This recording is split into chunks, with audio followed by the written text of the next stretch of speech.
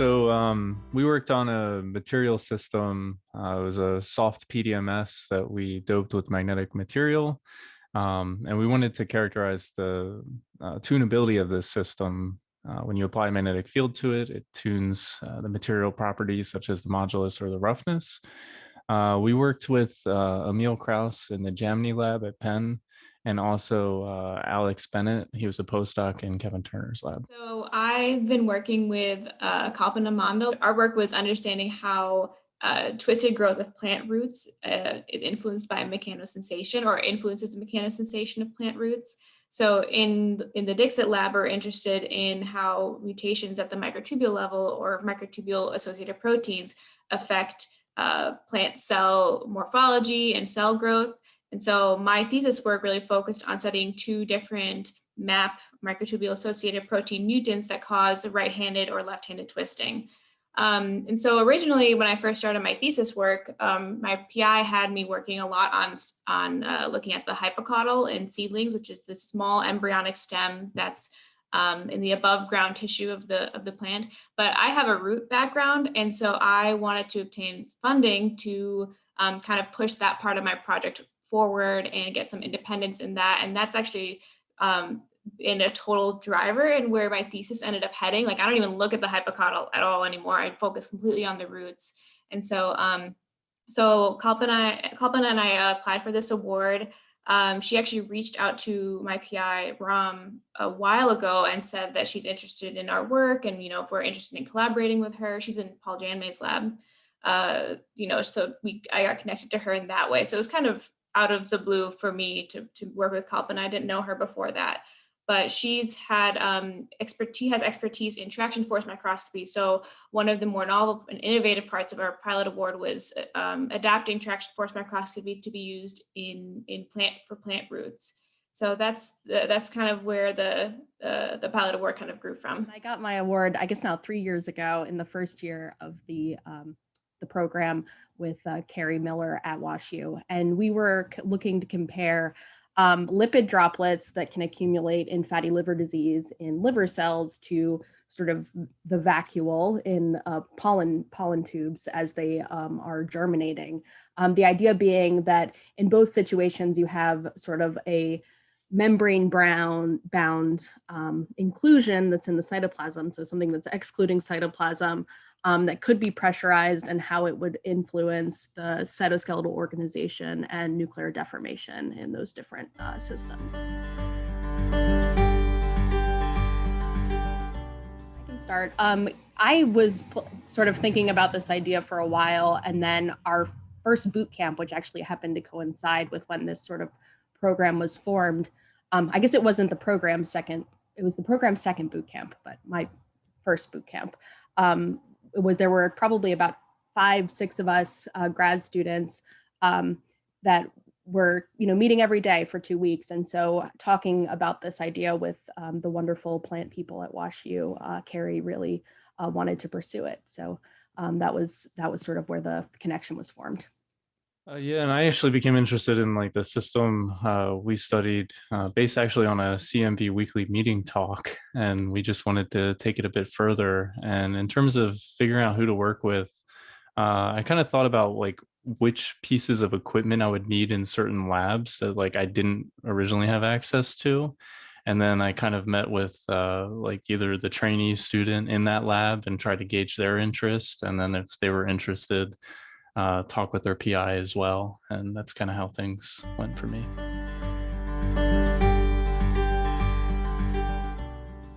So because it was the first year, and because the idea sort of came from me, and then Carrie kind of wanted to join in, and because it was already associated with my thesis work, it became much easier for me to sort of get the animal portion completed than, it was for her to try and, breed the right pollen to have, the fluorescent protein inside of it. And so I think that having a little bit, either starting and working with someone, if you think to come up with a new idea where you're kind of both working on it together, might be a little bit of a better option. Or, in the cases of the other two people that are talking today, kind of drawing on people's technical expertise, I think is a good way to think about trying to do a collaboration. Yeah, I can agree with that too. I think that for me, it ended up being that I was kind of the primary driver of where the experimental stuff was happening. I mean, the plants were coming from our lab. I had already a lot of like interest and expertise in like root biology. But when it comes to like achieving some of the like the traction force stuff, which was what we wanted to be the like the novel part of our pilot award, that's reliant on us figuring out exactly how to do that and also making sure we can do that kind of together, even though Kalpana is at Penn and then I'm at WashU. So it's a little tricky, I think, to get some of that technical stuff ironed out in that, even though we have a whole year to do it.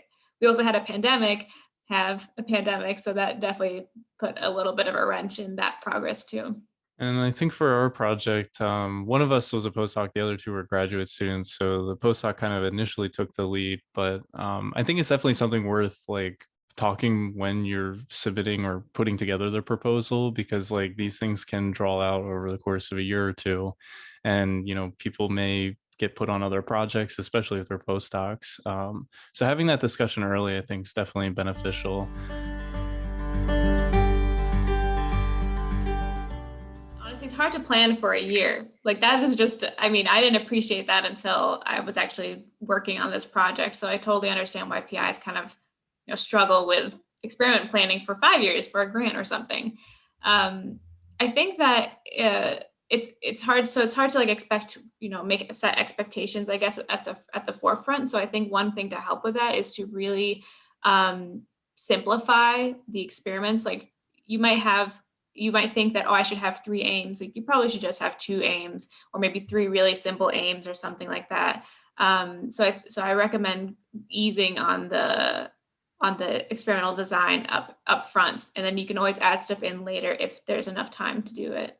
I think that you might also want to come up with aims that you can do 1 aim fully and the other person might be able to do another aim fully, so that you are both on your own schedules to complete those aims. Does that make sense? And to add on to that as well, because that's a very good point. I think it's also important when you're like developing those aims to figure out how much of that you can do yourself or potentially learn to do. Like, for example, learning how to use a piece of equipment in your collaborators lab. It's just something to have like a good sense of in case, they do get put on another project that ends up taking all of their time I up. think depending on, how much time your collaborator is able to devote, you might just want to kind of explain that even like if you're going to be the primary PI, what do you expect this other person to do? And as you're doing it, kind of outline it. The one thing I guess, when you're budgeting, if you're going to need lots of time, that time is getting paid for by probably not your budget. So you do want to sort of be cognizant of that too. So yeah, don't let it take over.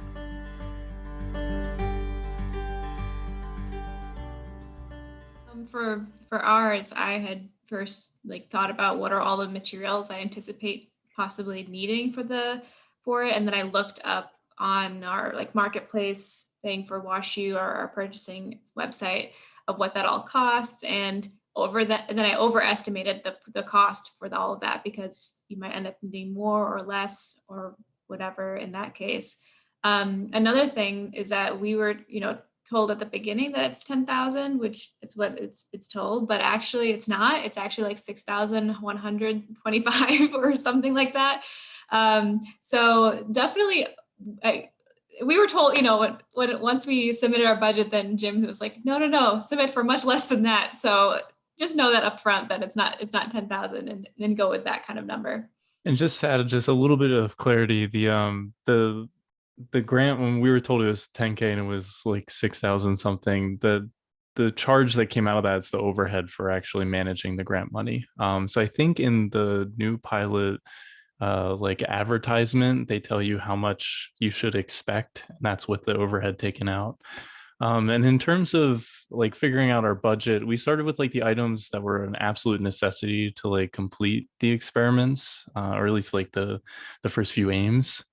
And then from there, figured reagents also needed to fabricate this stuff, and then, kind of overestimate certain areas because you never know if there'll be a hidden cost there. But definitely start getting if you are buying equipment, you can easily get quotes from companies, and that's something that'll give you a pretty good idea of how much things will cost. So we started definitely with materials too, getting quotes and things. And then we knew we were going to be doing a lot of microscopy. So the other sort of big chunk of money was going to be getting microscope time. And so we kind of tried to estimate out, and we sort of filled the rest of our budget essentially with microscope time because we knew it was probably going to take more than that. But we wanted to, justify needing that money for using this piece of equipment that you have to pay for because ours, are through a core or something like that.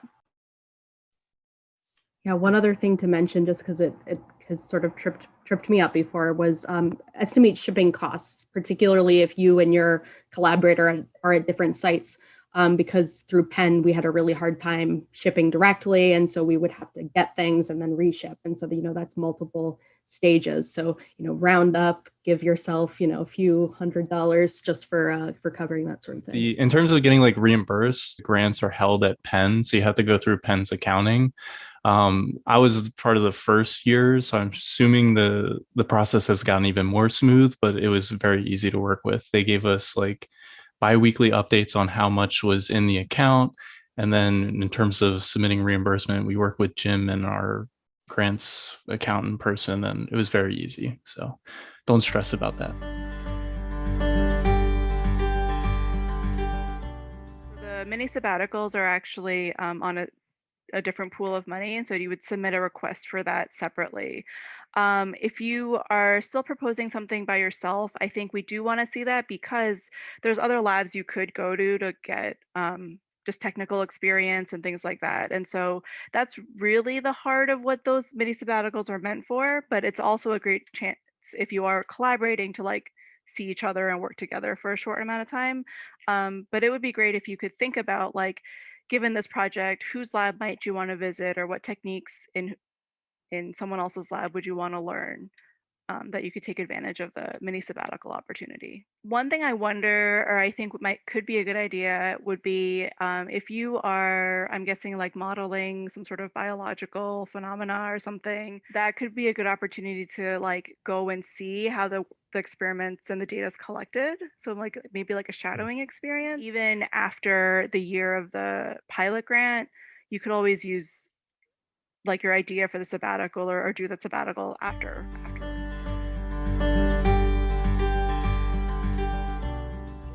We didn't discuss like a full timeline.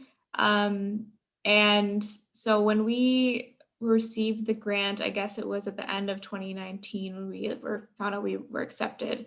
And so right away I already knew what experiments we were going to do, like right off the bat, that we were kind of like poised to do once we got all the material for it.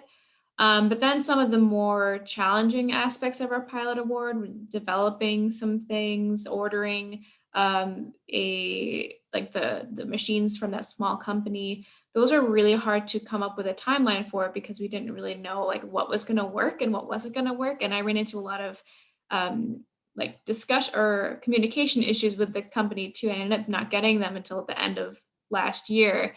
And so yeah, I highly recommend. I think it's a good thing that you guys are requiring something like that this time. But it definitely needs to be like flexible because I was not expecting to have like months off of lab last year where I couldn't do anything. So yeah, I think that's a good route. But I think starting off with the stuff that is achievable with stuff you might already have or can order and get and ship to you very quickly. Start off with all that and just get those done out of the way. And like requiring the milestones is going to be very helpful, and it's definitely something to think about ahead of time. Especially like ownership of the project too. I think even just having that discussion, it may be slightly awkward, but having that discussion early on can really like save some issues in the future.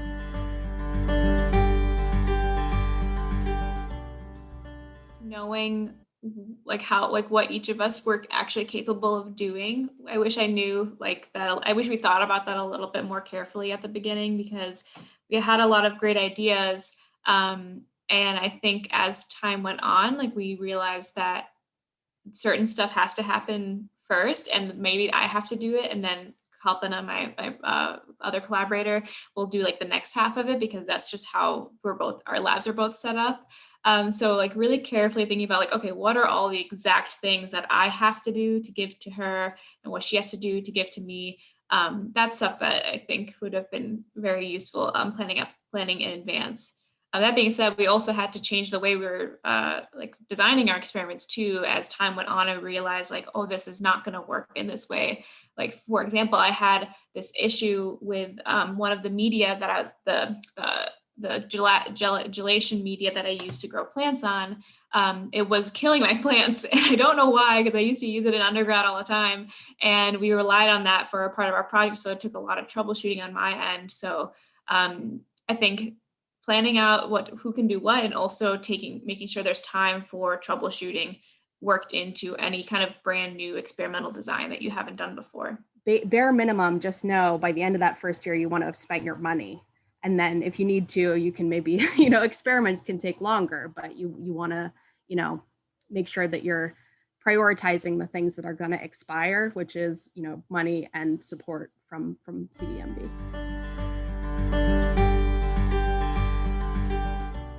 I mention the things that we expect afterwards, right? And so I think we are asking for a short write-up at the end. I can't remember if it's written in the call now, but we might also ask for something midway, just a progress report. And that's, again, really to help you, because I feel like, with these projects, it's not your main project. It might fall, to the side. So that progress report really should just remind you like, oh, I should be doing something and making some progress on this project. And so it'll be fairly short. We also ask that you'll present what you've done at our NSF site visit the year after you get it, probably at our annual retreat.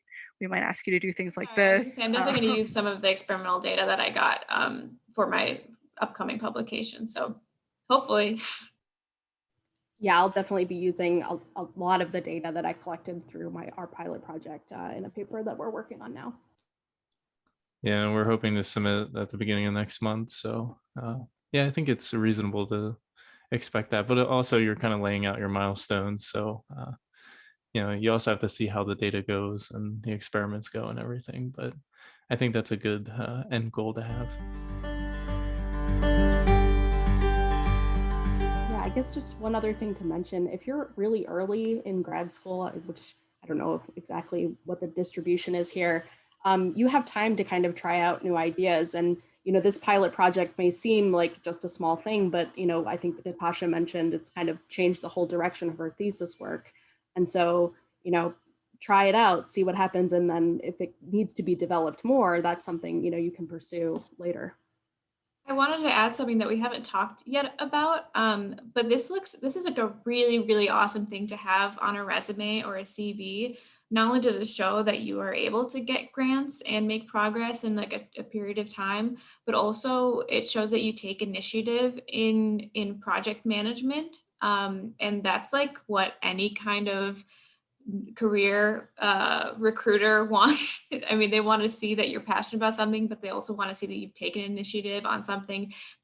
So for me, for example, when I was doing some like internship interviews, and the interview person was really impressed by the fact that I got a pilot award and kind of shifted my thesis work to something that interests me, and taking initiative to find money to fund that new direction for my thesis work.